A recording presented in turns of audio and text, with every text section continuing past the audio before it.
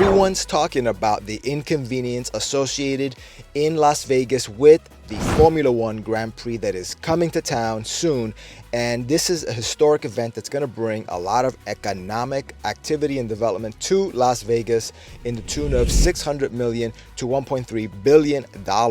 However, there's a little monkey wrench that's going to be thrown into the mix here because a lot of people are not talking about the possibility that that income might not be all that it's cracked up to be, because a lot of foreigners that are going to be attracted to that area in Las Vegas for the Formula One Grand Prix are coming from other countries, from Europe and even Japan, that routinely and customarily do not tip.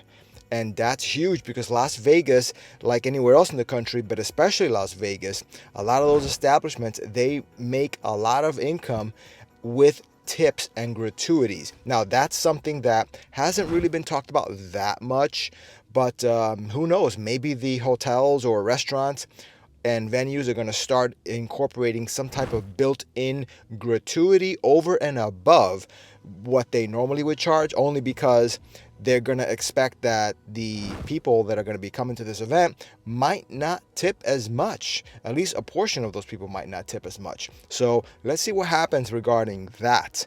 But I know in other countries too, that's actually quite normal. For example, in Japan, it's almost like an insult to require tipping because it implies that the employer is not paying their employee enough of a wage. So that's something that is viewed very negatively in Japan. Even tourists going to Japan are not really supposed to tip, and it's not a common thing, and nor is it accepted. I don't think they even accept it in a lot of places in Japan. And they're not alone in that regard. So really, you got a lot of areas where either people don't tip or they don't tip because the tip is already included in the bill. So that's something that needs to be seen, how Vegas is going to benefit, or probably most likely maybe not benefit from that.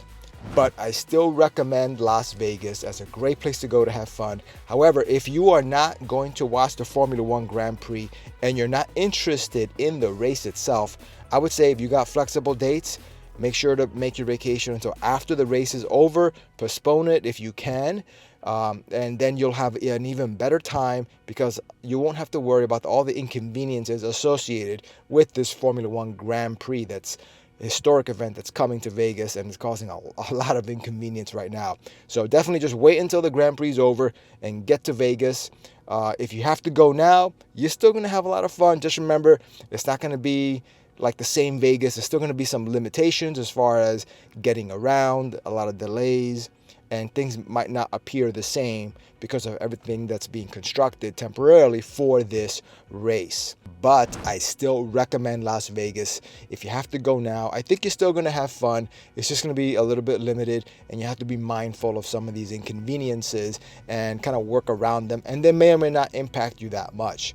However, if you're not going to watch the race and you're not interested in the Formula One Grand Prix at all, you might as well take your vacation after the race events are over. And this is something that is going to save you money because Vegas is going to be experiencing some temporary price increases on things from accommodations, food, events, shows. This is expected, and the construction is only going to continue. The traffic is only going to get worse as an influx of people are coming in.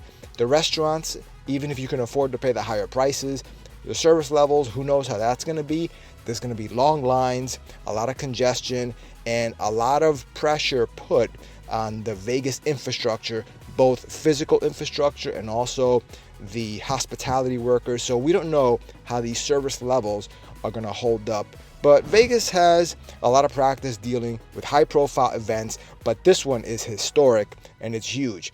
So, but I still have confidence in Vegas that they'll get through it and it'll be a net positive for Las Vegas's economy. But if you can afford to wait, like I said, definitely do so and return to Vegas after the events are over for the Grand Prix, and you're going to have a great time.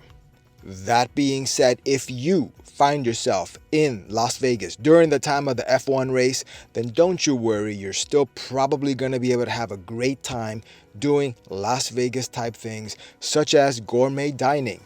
Yes, Las Vegas restaurants are probably going to be at capacity, especially some of the higher end, most popular ones, probably going to be sold out for that event itself. But you can still find countless options that are available in Vegas, and you'll be sure to find something where you can have a great time, a great dining experience, even if it's just like a happy hour activity where you just have drinks, cocktails, and bar food. You're still going to have a great time because you're going to be in that vacation mode and in Las Vegas.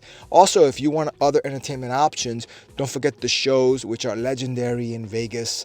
I like magic shows, comedy shows, music shows, but my favorites are the Cirque du Soleil shows. I like the one at the Bellagio called the O, but unfortunately that one, check around online to see, but I think that might be one of the ones that could potentially get sold out because the Bellagio is one of those prominent casino resorts that are going to be right at the center of the F1 race itself, and as a result that could be sold out.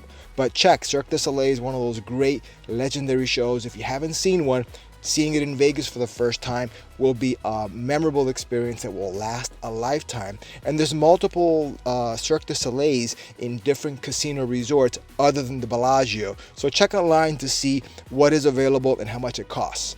And if, like most people, you are just a casual F1 fan and you happen to be in Vegas during this time, then definitely consider watching the race at one of the local Vegas sports bars. And you're going to still be part of this epic historic event, but saving thousands of dollars because you won't have to buy an actual ticket to the event itself. Just pay for whatever it costs to go to the sports bar. Hopefully you find one that has availability and that isn't sold out. But if you are able to do that, a sports bar in Las Vegas is a great venue to enjoy and experience the race in a Vegas atmosphere because you're in Vegas with a crowd, with a lot of people there at the sports bar having a great time. And you're going to be able to partake in the food. You're going to have access to bathrooms. You're going to have a much more convenient experience and not have to deal with the traffic and the chaos of being at the actual event itself. And don't forget that race is actually a Saturday night race.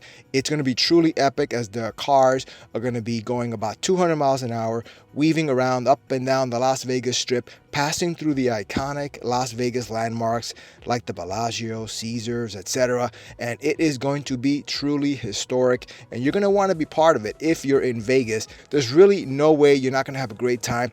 Even if you just watch the race at a sports bar, that's still an epic time, especially if you watch it in Vegas at a sports bar. So yeah, there's a lot going on in Vegas because of the F1 race. And if you are going to be in Vegas, have a great time, whether you're there during the F1 race or after. But anyway, hope you enjoyed this video, and I'll catch you in the next one. Take care, guys.